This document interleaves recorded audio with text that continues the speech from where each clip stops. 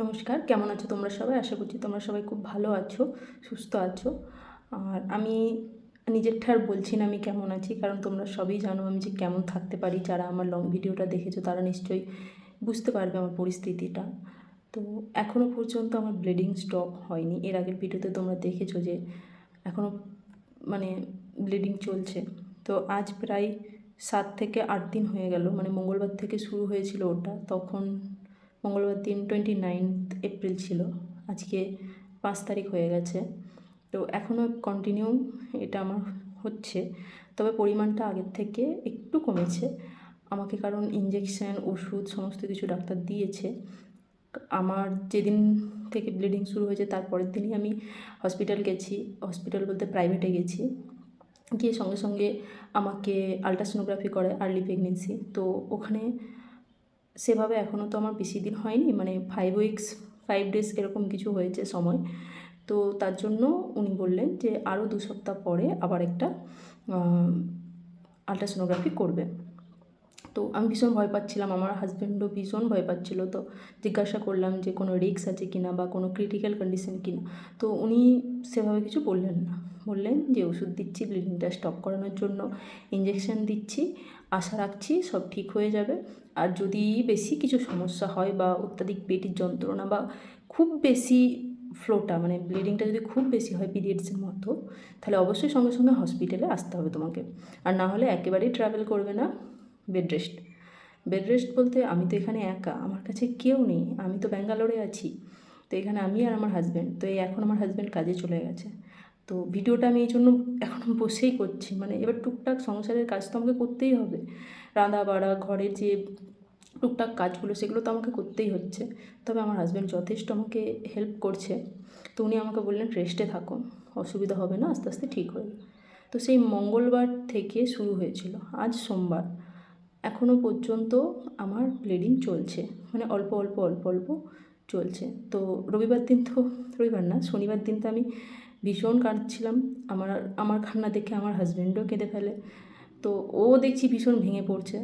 তারপর আমার ফোনে তো এখন সবসময় আমি গুগল বলো ইউটিউব বলো সব জায়গায় একই জিনিস সার্চ করছি যে এটা কি, এটা কেন হচ্ছে।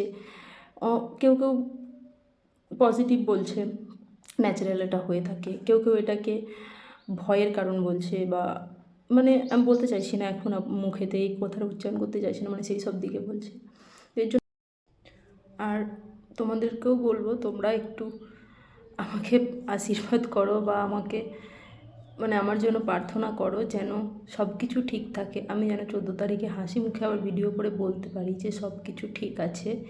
আর আমি সেরকম এখনও পর্যন্ত আমার মধ্যে কিছু প্রেগনেন্সির সিমটম আমি কিছু বুঝতে পারছি না। মানে বমি হয়, অনেকের অনেক কিছু হয়, আমার মধ্যে সেরকম কিচ্ছু আমি বুঝতে সেইভাবে পারছি না। তো সেই কারণেও আমার একটু ভয় ভয় লাগছে যে আমি তো সেরকম কিছুই বুঝতে পারছি না। কারো বমি হয়, কারো জ্বর আসে, কারো এই হয়, কারো ওই হয়, কারো কিছু ভীষণ খেতে ইচ্ছা করে, কিন্তু আমার মধ্যে সেরকম সেরকম আমি কিছু বুঝতে পারছি না। মানে কিছু কিছু জিনিস খেতে ইচ্ছা করছে, কিন্তু সেটা যে প্রেগনেন্সির কারণে আমি সেটাও বুঝতে পারছি না। তো সবাই ভালো থেকো, সুস্থ থেকো। আর আমাকে সবাই একটু আমার পাশে থেকো। আমি অবশ্যই 14 তারিখের কী ঘটলো না ঘটলো একটা ভিডিও করে জানাবো। যদি আমার সাথে কোনো কিছু খারাপও হয় তবুও আমি ভিডিও করে একবার হলেও জানিয়ে। তোমরা তোমাদের কমেন্ট অবশ্যই আমাকে করে জানিও। এই যে তোমরা আমার খোঁজ নিলে যে তোমার বেবি কেমন আছে, এটাতেও খুব ভালো লাগলো। তো আজকে আমি এখানেই মানে রাখছি। 14 তারিখে আবার একটা ভিডিও আনবো, যে ভিডিওতে আমি তোমাদের জানাবো।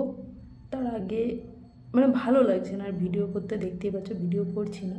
যদি সেরকম কোনো সমস্যা হয় তাহলে আমি ভিডিও করব, আর না হলে হয়তো আমি আর ভিডিও করব না।